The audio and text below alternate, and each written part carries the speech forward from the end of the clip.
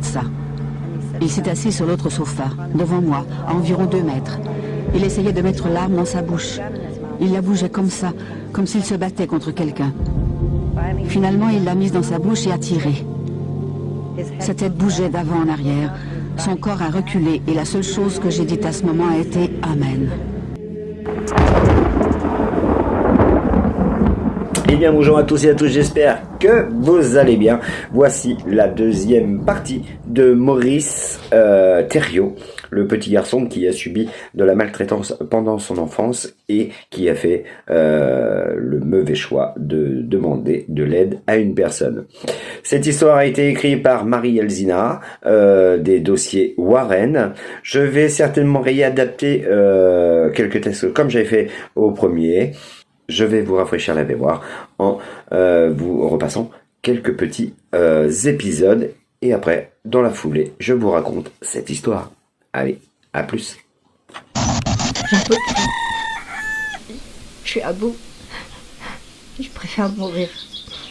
Mon père est un monstre. Ma vie est un enfer. Tu pourrais m'aider à me délivrer de cet endroit. De l'aide, je demande de l'aide. À qui voudra bien m'écouter. Avant de se rendre sur place, les Warren avaient décidé d'envoyer l'un de leurs assistants, Paul, passer une nuit à la ferme afin d'observer Maurice.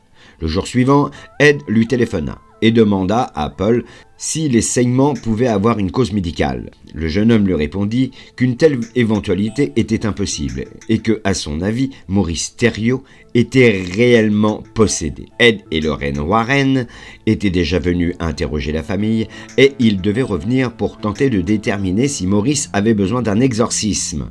Ed téléphona au père Boyer pour savoir si l'exorcisme pouvait avoir lieu. Le père Boyer lui répondit qu'il avait téléphoné à l'archidiocèse pour avoir l'accord de l'église.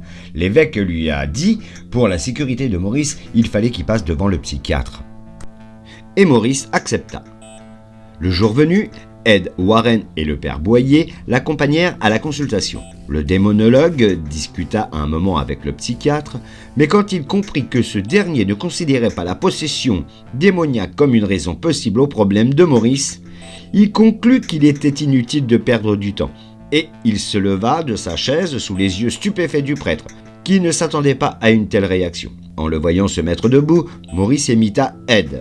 Ed attrapa la main de sa femme, et il lui annonça d'un ton ferme « Viens chérie, nous partons ».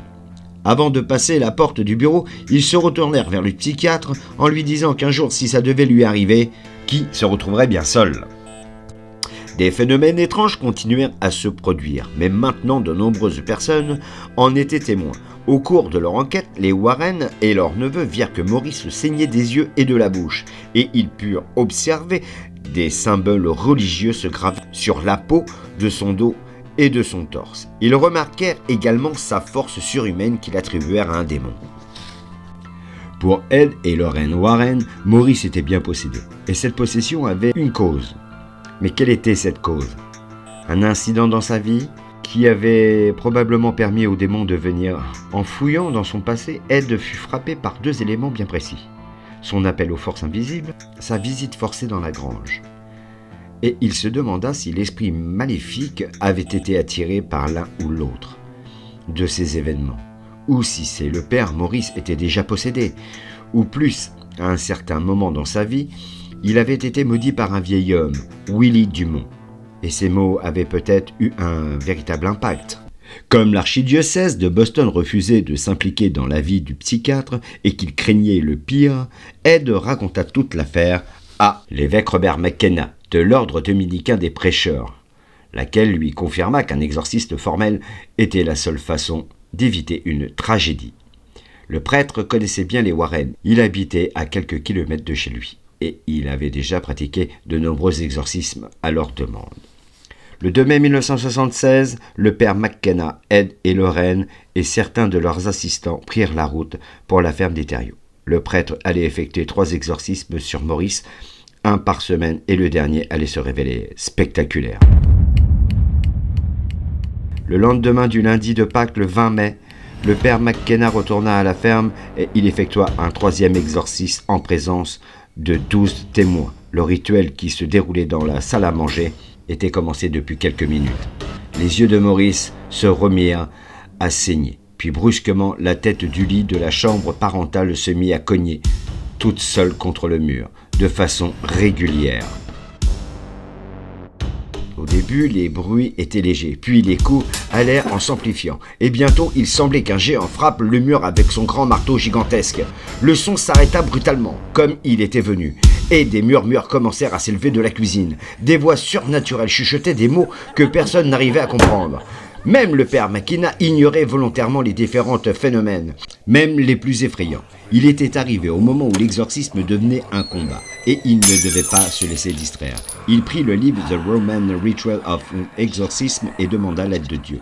Puis se tourna vers Maurice. Il tenta de faire apparaître le démon. Des coups retentirent alors dans la chambre et gagnèrent rapidement en puissance, venant couvrir la voix du prêtre. Le phénomène cessa soudainement, puis un bruit sourd résonna dans la maison, comme si une portière d'une voiture avait été violemment fermée. Et Maurice se mit à saigner du nez. Le sang commençait à couler le long de son menton, puis à goutter sur son t-shirt. Et le père McKenna, qui s'était pourtant préparé à tout voir, se mit à trembler. Maurice demeurait impassible, mais son visage se transformait d'une manière effrayante. Des cloques apparurent sur sa joue gauche, comme si sa peau avait été brûlée. Puis une profonde plaie s'ouvrit sur le front, et ses pupilles se transformèrent, devenant étroites et minces comme celles d'un serpent. Soudain, il se leva précipitamment de sa chaise, et il a fallu toute la force des différents assistants pour obliger à se rasseoir. Ed venait de leur expliquer qu'il fallait le surveiller, car il pouvait chercher à attaquer le prêtre à tout moment. Soudain, une lampe qui était posée sur une table à l'autre côté de la pièce tomba sur le sol et se brisa. Il regardait rapidement autour de lui, craignant d'autres mouvements, mais rien à part un tableau qui s'est mis à trembler et la lumière du hall qui commençait à scintiller. Le père McKenna avait peur, mais il ne devait pas le montrer. L'homme qui se trouvait devant lui n'était plus Maurice Thériault. « Je t'ordonne au nom de Dieu de me dire ton nom. Je t'ordonne au nom de Dieu de me dire ton nom. » « Je suis qui je suis, » répondit l'esprit, esquissant un sourire bizarre sur le visage de Maurice. Ces mots explosèrent à travers la pièce. Sa voix était profonde et sinistre. Le père répéta à plusieurs reprises « Qui es-tu » et à chaque fois la même réponse. « Qui es-tu » ? « Je suis qui je suis. » »« Combien êtes-vous » ? »« Mais je suis seul. » Quel est ton nom ? Je suis le premier et le dernier. Dixie Supercilius. Et vous êtes fier d'être le premier ? Rétorqua le père McKenna.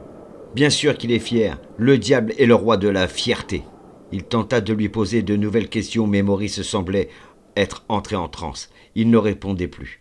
Le prêtre commença à lire le livre d'exorcisme, puis il prit un crucifix et l'approchant du front de Maurice. Il traça des signes de la croix devant lui. « Je te demande au nom de Dieu, Jésus-Christ et la Sainte Vierge Marie d'arrêter le tourment de cette créature. » Il aspergea Maurice d'eau bénite, puis il reprit son crucifix et traça une nouvelle fois le signe de la croix près de son front. Alors brusquement, son visage grimaçant reprit sa forme habituelle. Ses plaies disparurent et il sortit de sa transe. Ed, Lorraine et les autres l'observaient en silence. Maurice releva la tête et il regarda autour de lui, cherchant Nancy de ses yeux. Il se releva lentement, marcha jusqu'à elle, puis il la prit dans ses bras.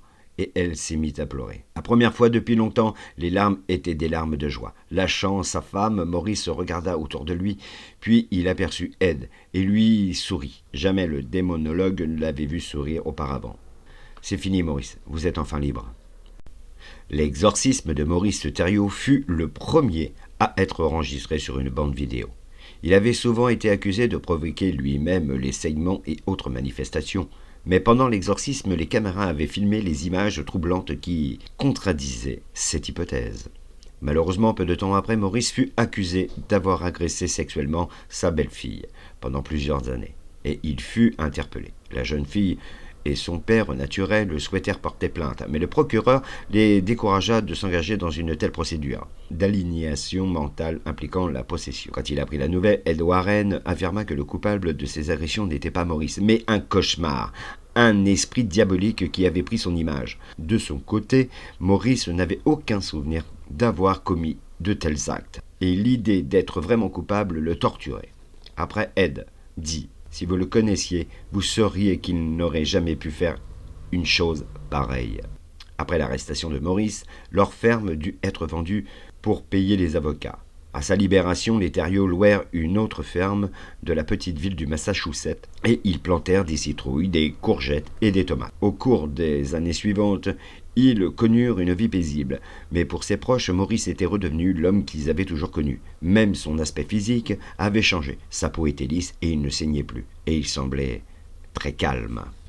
En 1991, Ed Warren reçut un appel inquiétant de Nancy. « Ed, je dois vous parler. Maurice est revenu bizarre. Le sang coule de ses yeux. Il fait des choses étranges et il se montre menaçant. » Quelques jours plus tard, Nancy dut s'absenter un moment, et son mari lui dit qu'il allait s'étendre au sous-sol.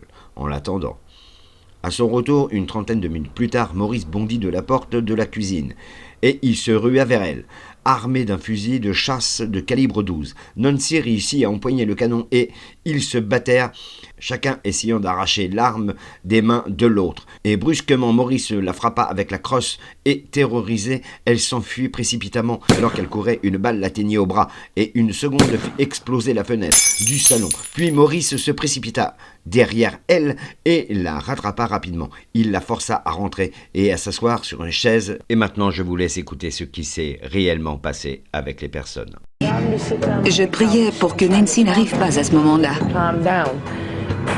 Il s'est excusé d'avoir été un père absent et m'a expliqué les raisons qui le poussaient à agir de la sorte. J'ai essayé de le convaincre que ce n'était pas la solution.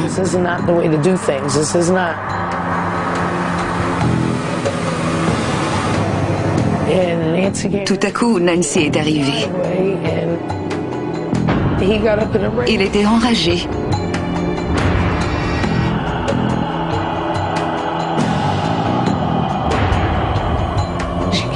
Il s'est levé et dès qu'elle est entrée, il l'a braquée et lui disant qu'il voulait lui parler. Mais elle a refusé et insistait pour qu'il parte. Il lui a alors tiré l'un bras. Il l'a traîné dans la maison. J'essayais de l'aider, mais il m'a dit qu'il m'aimait. Puis, s'est tourné vers Nancy et lui a dit « Regarde-moi et rappelle-toi bien ceci. »